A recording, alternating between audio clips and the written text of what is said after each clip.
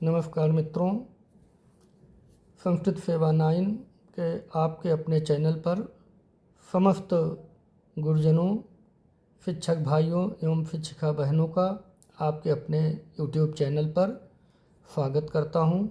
और आप लोगों के लिए मैं संस्कृत सेवा 9 में सभी विषयों का PYQ अर्थात विगत वर्षों के जो प्रश्न पूछे जा चुके हैं यूपी टेट में, उनको लेके आया हूं और सभी विषय आपको हल कराएंगे और आप लोगों की सेवा में इसी तरह तत्पर रहेंगे।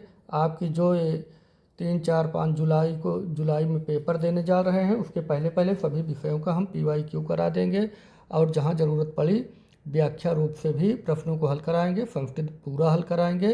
अतः आप समस्त शिक्षक एवं शिक्षिका बहनों से निवेदन है कि अपने और भी भाई बहनों और शिक्षक साथियों, छात्र छात्राओं जो तैयारी में जुटे हुए हैं, चैनल का लिंक शेयर करें और आप अपने चैनल संस्कृत सेवा 9 को सब्सक्राइब कर लें।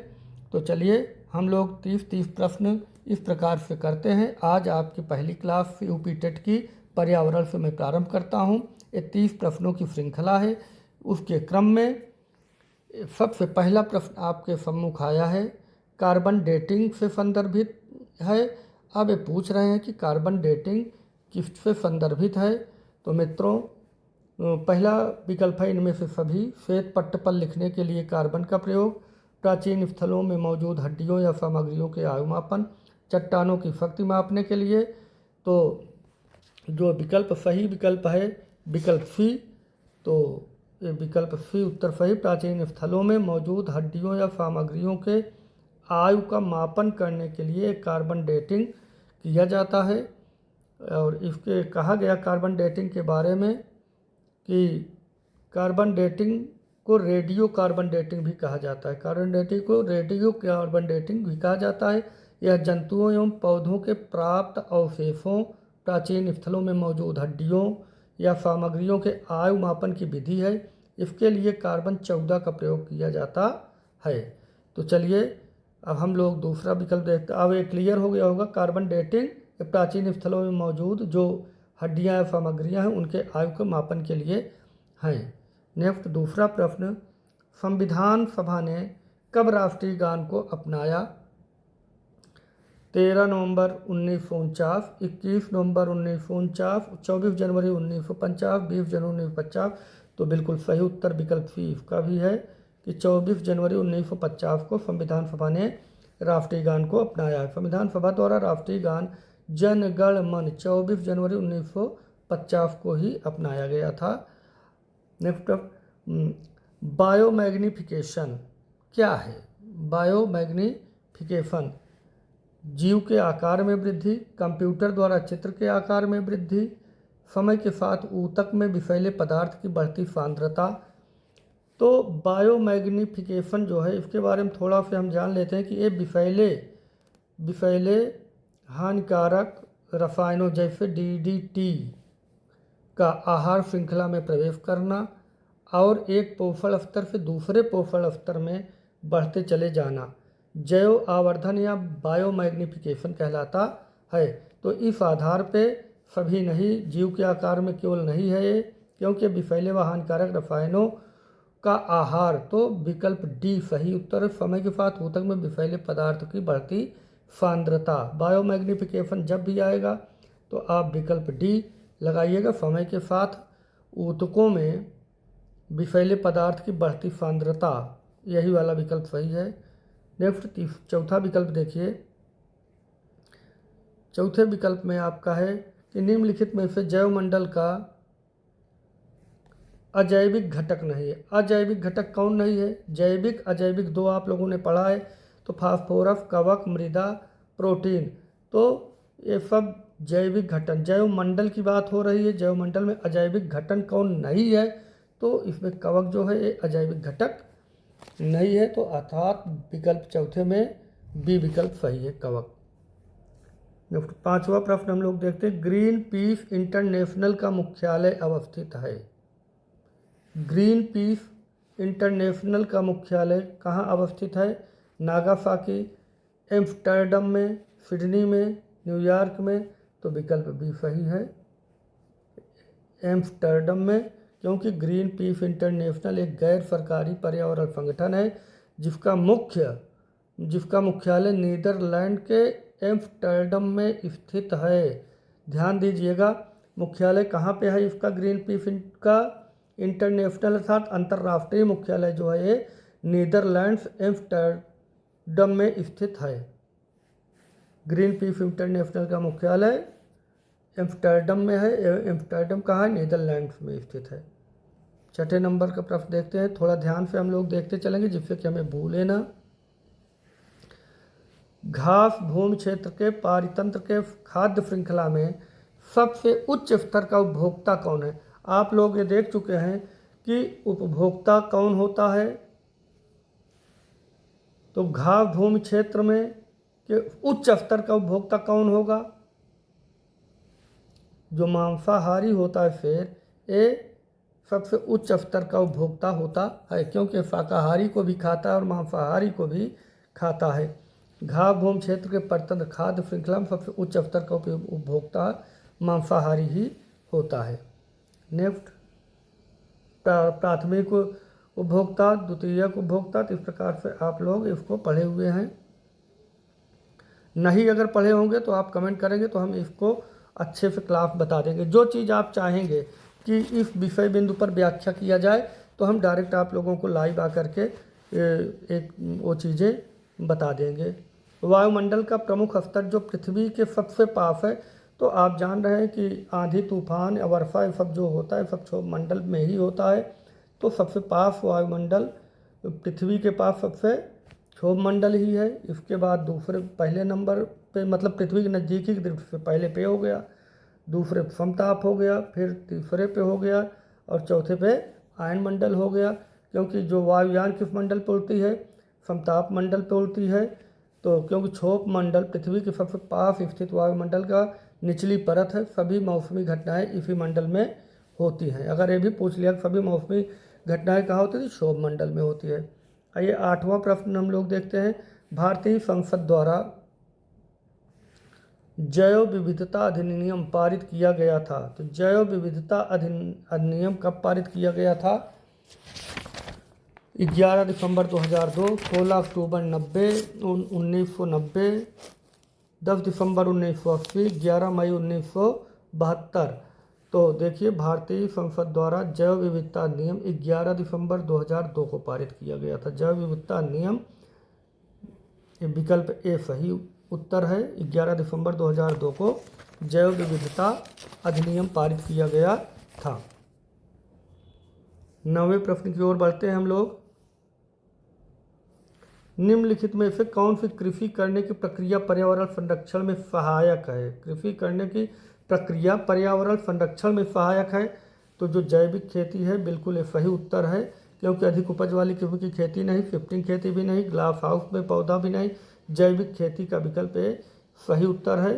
क्योंकि ये बात कर रहा है कृषि करने की प्रक्रिया पर्यावरण में जो संरक्षण में सहायक हो, तो अगर आप जैविक खेती करेंगे तो उसमें पर्यावरण के लिए फ़ायदा रहेगा। जैविक खेती अर्थात ऑर्गेनिक, उर्वरक वगैरह, यूरिया, खाद और ये सब DAP का प्रयोग नहीं करेंगे। आप जैविक खेती करेंगे तो पर्यावरण में सहायक होता है। पर्यावरण संरक्षण और भूमि उर्वरता बनाए रखने में सहायक होती है जैविक खेती। अम्लीय वर्षा, अम्लीय वर्षा होती क्यों है। आपको बता दें कि अम्लीय वर्षा एक प्रदूषण के कारण होती है और इसमें किससे संबंधित है अम्लीय वर्षा। बोरिक अम्ल से, एसिटिक एसिड से, सल्फ्यूरिक एसिड से, हाइड्रोक्लोरिक एसिड से। तो आप एक सल्फ्यूरिक एसिड जो है इससे संबंधित है। अम्लीय वर्षा किससे संबंधित है, सल्फ्यूरिक एसिड से। क्योंकि वायु प्रदूषण के कारण वायु प्रदूषण से उत्पन्न सल्फर डाइऑक्साइड गैस जल से क्रिया कर सल्फ्यूरिक अम्ल बनाती है, जो वर्षा के साथ गिरकर अम्लीय वर्षा का रूप ले लेती है। ध्यान से देखिए फिर से, वायु प्रदूषण के कारण उत्पन्न होती है ये सल्फर डाइऑक्साइड गैस और जल से क्रिया करके सल्फ्यूरिक अम्ल बनाती है, जो वर्षा के साथ गिरकर अम्लीय वर्षा का रूप ले लेती है। अगला प्रश्न, WWF से क्या आशय है। WWF का पूरा नाम आप देख लीजिए, world wild life fund.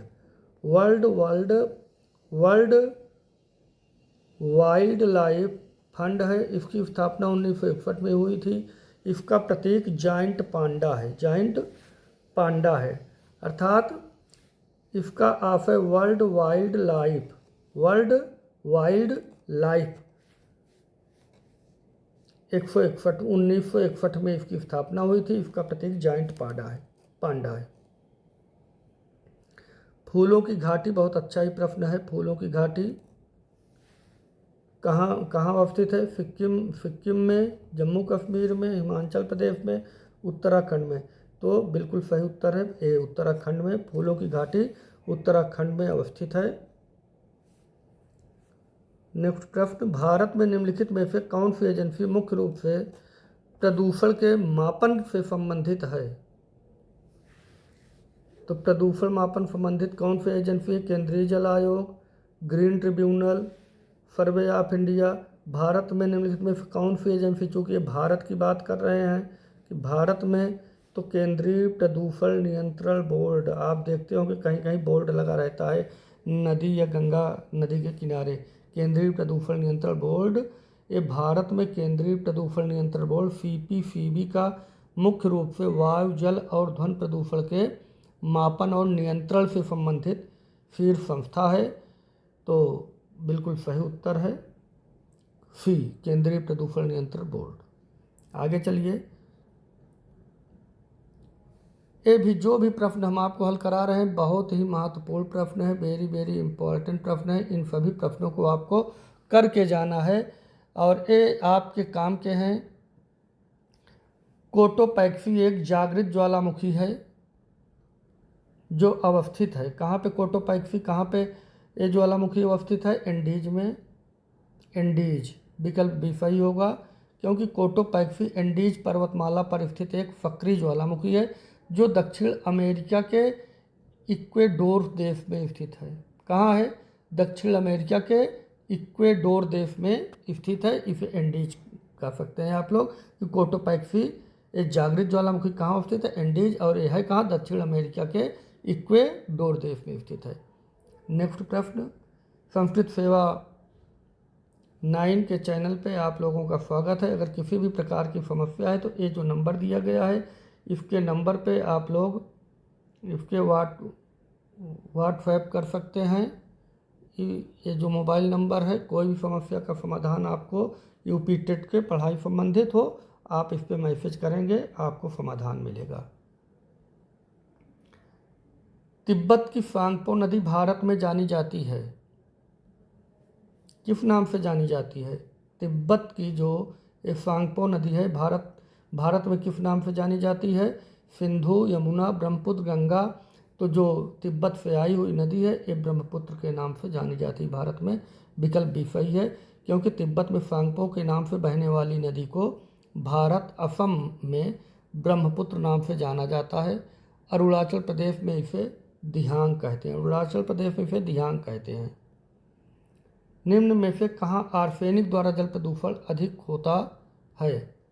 Arsenic द्वारा जल प्रदूषण, वैसे आर्सेनिक बहुत कम मात्रा में है, लेकिन ये पश्चिम बंगाल, बिहार, मध्य प्रदेश, उत्तर प्रदेश। तो पश्चिम बंगाल विकल्प ए सही है कि आर्सेनिक द्वारा जल प्रदूषण पश्चिम बंगाल में होता है। भारत में भूमिगत जल में आर्सेनिक द्वारा सर्वाधिक प्रदूषण पश्चिम बंगाल के जिलों में पाया जाता है, पश्चिम बंगाल के जिलों में पाया जाता है। भारत में पश्चिमी घाट के दक्कन शुष्क हैं। क्यों दक्कन शुष्क हैं? क्योंकि दबाव प्रभाव है, रेन शैडो प्रभाव है, उच्च तुंगता प्रभाव है, निम्नता प्रभाव है। तो विकल्प भी सही है, भारत में पश्चिमी घाट के दक्कन शुष्क हैं क्योंकि रेन शैडो प्रभाव है। ये देख लीजिए, पश्चिमी घाट की पहाड़ियाँ मानसूनी हवाओं को रोक लेती हैं। क्यों होता है रेन शैडो प्रभाव? क्योंकि पश्चिमी घाट की पहाड़ियाँ मानसूनी हवाओं को रोक लेती हैं, जिससे उसके पूर्वी भाग अर्थात दक्कन क्षेत्र में कम वर्षा होती है। जब वो पहाड़ियों घाट मानसूनी हवाओं को रोक लेती है तो पूर्वी भाग दक्कन क्षेत्र में कम वर्षा होती है। इसे ही रेन शैडो अर्थात वृष्टि छाया प्रभाव कहा जाता है। अब आपको ध्यान से देखिएगा तो समझ में आ गया होगा कि क्यों होता है रेनफेडो का प्रभाव? इसलिए होता है कि पश्चिमी घाट की पहाड़ियाँ मानसूनी हवाओं को रोक लेती हैं और उसके बाद दक्कन क्षेत्र में कम वर्षा होती है। इसे ही रेनफेडो अर्थात वृष्टि छाया का प्रभाव कहते हैं, रेनफेडो प्रभाव। इस तरह से पढ़ो कि आपको दोबारा न देखना पड़े। जब आपके लिए ये प्रश्न आ जाए तो आप तुरंत उत्तर कर ले जाएं। थोड़ा समय दे करके पढ़िए, लेकिन अच्छे से पढ़िए, क्योंकि सरकार द्वारा हमारे गुरुओं के लिए भी ये जो ला दिए बिल्कुल गलत काम किया गया है। फिर भी हम लोग पढ़ के मेहनत करके उसका उत्तर देंगे। वन्य जीव सुरक्षा अधिनियम पारित किया गया था। वन्य जीव सुरक्षा अधिनियम पारित किया गया था। कब पारित किया गया था वन्य जीव?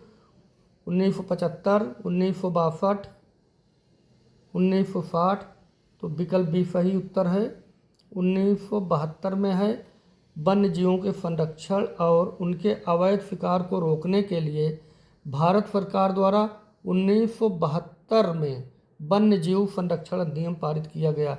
ये भारत सरकार ने 1972 में पारित किया था वन्य संरक्षण अधिनियम, ताकि इनके शिकार को रोका जा सके। वन्य जीव सुरक्षा अधिनियम। 19 नंबर प्रश्न हम देखते हैं। वायुमंडल की ऊपरी सीमा पर, अब देखिए वायुमंडल की ऊपरी सीमा पर प्रति इकाई क्षेत्र में प्राप्त होने वाली सौर विकिरण क्या कहलाती? सौर विकिरण, ऊष्मा बजट, सौर ऊर्जा, सौर स्थिरांक, सूर्यताप। तो सौर स्थिरांक कहलाती है। विकल्प बी सही है। वायुमंडल की ऊपरी सीमा पर प्रति इकाई क्षेत्र में प्राप्त होने वाली सौर विकिरण क्या कहलाती है? तो सौर स्थिरांक कहलाती है। ध्यान से देखिए इसका व्याख्या। वायुमंडल की बाहरी सीमा पर प्रति सेकंड प्रति वर्ग मीटर प्राप्त होने वाली स्थिर सौर ऊर्जा को सौर स्थिरांक कांस्टेंट कहा जाता है। सौर स्थिरांक कहते हैं, हाँ, सोलर कांस्टेंट अर्थात सौर स्थिरांक कहा जाता है। ये क्या क्या प्रश्न में इसका उत्तर होगा? सौर स्थिरांक वायुमंडल की ऊपरी सीमा पर प्रति इकाई क्षेत्र में प्राप्त होता है। क्या? ये जो प्राप्त होने वाली सौर विकिरण है ये क्या कहलाती है? ये सौर स्थिरांक कहलाती है। किस देश के संविधान से मौलिक कर्तव्य लिया गया है? USSR, United kingdom, Germany. देखिए भारतीय संविधान में मौलिक कर्तव्यों को 42वें संविधान संशोधन, भारतीय संविधान में मौलिक जो कर्तव्य जोड़ा गया है, मौलिक कर्तव्य 42वें संशोधन 1976 के तहत पूर्व सोवियत संघ यूएसएसआर के संविधान से अपनाया गया था। यूएसएसआर अर्थात यूएसएसआर विकल्प ए सही उत्तर है। मौलिक कर्तव्य कहाँ से अपनाया गया था? यूएसएसआर, पूर्व सोवियत संघ। सर्वाधिक जैव विविधता पाई जाती है। सर्वाधिक जैव विविधता कहाँ पाई जाती है? दोरंगी घाटी में, शांति घाटी में, सूरमा घाटी में, फूलों की घाटी में। तो सर्वाधिक जो जैव विविधता वहीं होगी जहाँ थोड़ा शांति रहेगा। तो विकल्प बी सही है, शांति घाटी में। भारत में सर्वाधिक जैव विविधता केरल की शांति घाटी में पाई जाती है। कहाँ पे है शांति घाटी? केरल में। तो केरल की शांति घाटी में पाई जाती है, जो कि पश्चिमी घाटी का हिस्सा है। एलपीजी के संदर्भ में क्या असत्य है? एलपीजी आप जान रहे हैं, जो गैस आप लोग भोजन बनाते हैं, तो इसमें असत्य क्या है उसकी बात बताई जा रही। तो मीथेन उत्सर्जन करने वाला, नीले ज्वाला से जलने वाला, तो आप गैस जलाते हैं तो नीले ज्वाला तो जलता है, ये बात सही है। उच्च ऊष्मीयमान, ये भी सही है। एक स्वच्छ ईंधन, ये भी सही है। अर्थात मीथेन उत्सर्जन करने वाला ये विकल्प बिल्कुल असत्य है। तो विकल्प ए, क्योंकि एलपीजी मुख्य रूप से प्रोपेन और ब्यूटेन गैसों का मिश्रण होता है। किन किन गैसों का मिश्रण होता है एलपीजी में? प्रोपेन और ब्यूटेन, ये दो गैस हैं, प्रोपेन और ब्यूटेन, इन गैसों का मिश्रण होता है। यह मीथेन का उत्सर्जन नहीं करती अतः विकल्प ए असत्य है। 23 पारिस्थितिकी तंत्र के घटक हैं उत्पादक, उपभोक्ता, अपघटक। अब देखिए फिर पूछ रहे हैं उत्पादक, उपभोक्ता, जैविक तथा अजैविक घटक, पौधे तथा जंतु। अब पारिस्थितिकी तंत्र के घटक पूछ रहा है, बाकी तो ये उसके पार्ट हो गए। उत्पादक जो पेड़ पौधे हैं क्या हो गया, उत्पादक हो जाते हैं। तो उपभोक्ता प्राथमिक या द्वितीय स्तर पे जो शाकाहारी मांसाहारी, पहले शाकाहारी आते हैं वो उपभोक्ता हैं, वो उत्पादक को ग्रहण करते हैं भोजन रूप में। और जो शाकाहारी जैसे बकरी, गाय, इन सब जीवों का, शेर, चीता, ये मांसाहारी जीव हैं। और जो मृत हैं वो अपघटक कहलाते हैं। तो विकल्प सी लेकिन इसमें सही होगा, क्योंकि पारिस्थितिक तंत्र के घटक आपसे पूछा है। क्या पूछा है मित्रों, घटक। तो घटक जैविक तथा अजैविक घटक हैं। इनमें जो सही विकल्प है, क्योंकि आपको घटक बताना है, ये तो पार्ट हो गए पारिस्थितिकी के उपभोक्ता, उत्पादक, उपभोक्ता और अपघटक। जो सही विकल्प है कि उसके घटक कौन है, जैविक तथा अजैविक पदार्थ। पारिस्थितिकी तंत्र के घटक हैं जैविक तथा अजैविक पदार्थ, क्योंकि इकोसिस्टम मुख्यतः दो घटकों से मिलकर बनता है, जैविक घटक और बायोटिक अजैविक घटक। Abiotic, biotic, abiotic. इकोसिस्टम में आपके एक बायोटिक हो गया, दूसरा एबायोटिक, अर्थात जैविक अजैविक। ये दोनों घटकों से मिलकर के पारिस्थितिक तंत्र बनते हैं। नेक्स्ट, मकर रेखा 23 degree Celsius, 23/1/2 degree Celsius, 23/1/2 degree N पे, 23/1/2 डिग्री। इसमें सही विकल्प क्या होगा, बी विकल्प सही है, 23/1/2 डिग्री सेल्सियस। क्योंकि ग्लोब पर 23/1/2 डिग्री दक्षिणी अक्षांश जो है, ये रेखा को मकर रेखा, ट्रॉपिक ऑफ कैप्रिकॉर्न कहा जाता है इनको। जबकि 23/2 अक्षांश पे जो है उत्तरी अक्षांश है, ये रेखा कर्क रेखा में कहलाती है।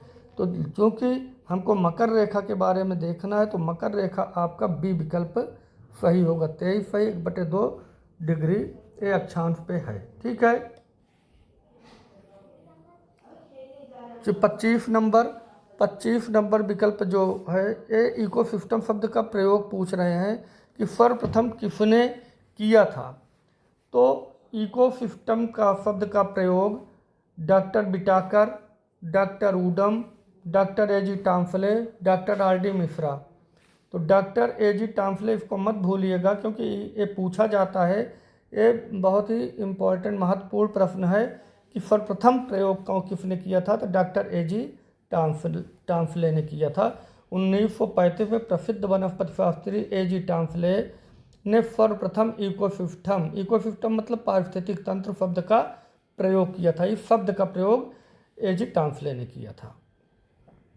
ध्रुव तारा कहा जाता है, किसे कहते हैं ध्रुव तारा, बहुत ही प्रसिद्ध प्रश्न है। पश्चिम तारे को, पूर्वी तारे को, दक्षिणी तारे को, उत्तरी तारे को। तो जो उत्तरी तारे हैं इनको ध्रुव तारा कहा जाता है। जो तारा हमेशा आकाश में उत्तर दिशा की ओर चमकता रहता है उसे ध्रुव तारा, नॉर्थ स्टार कहा जाता है। यह हमेशा एक ही स्थान पर रहता है।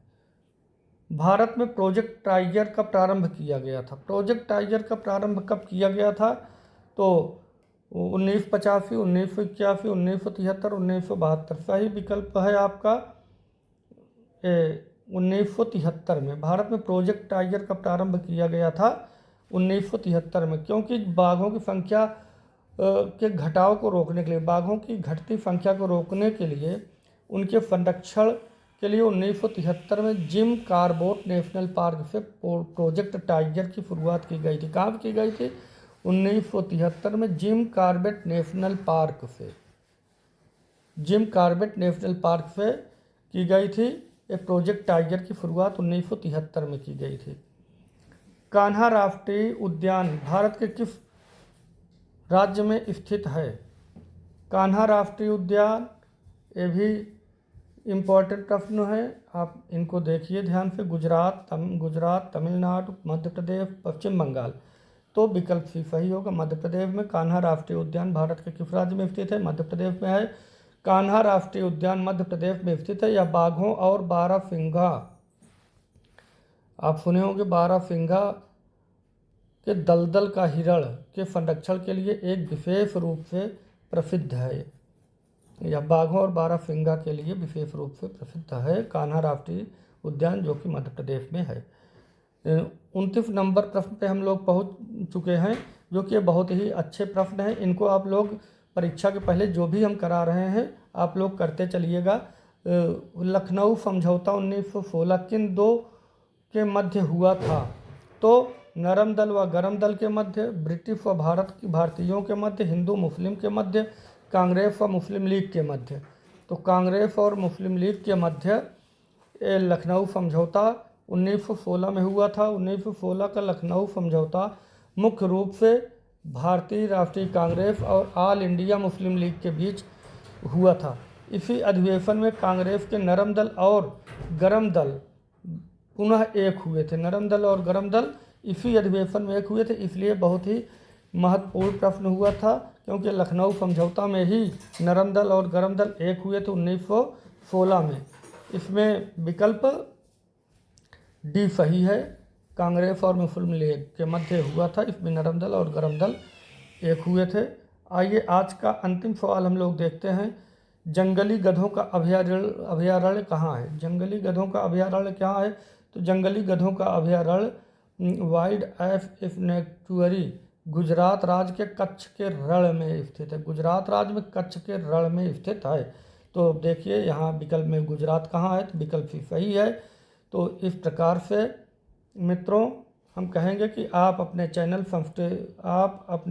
इस चैनल को सब्सक्राइब कर लीजिए। हम आप गुरुजनों के लिए प्रतिदिन इसी प्रकार से PYQ जो प्रश्न विगत प्रश्न पूछे गए हैं हर विषय के कराएंगे, और साथ ही आप कमेंट करके बताइएगा जो भी विषय और जो टॉपिक आपको कठिन लगे उसको हम सरल से सरल करने का प्रयास करेंगे। आप लिंक को शेयर करिए। हमारे सभी गुरुजन बंधु अच्छे से ध्यान से PYQ जितने भी विगत वर्षों के प्रश्न पत्र हल कराए जा रहे हैं इनको देखते जाएं। लिंक को शेयर करें, लाइक और सब्सक्राइब भी चैनल को करें। हम आप लोगों के साथ संस्कृत सेवा चैनल के द्वारा संस्कृत सेवा 9 चैनल के साथ खड़े रहेंगे। आप लोगों को एक बार पुनः मैं नमन करता हूं। आप लोग अच्छे से ध्यान देके पढ़ें। बहुत बहुत धन्यवाद।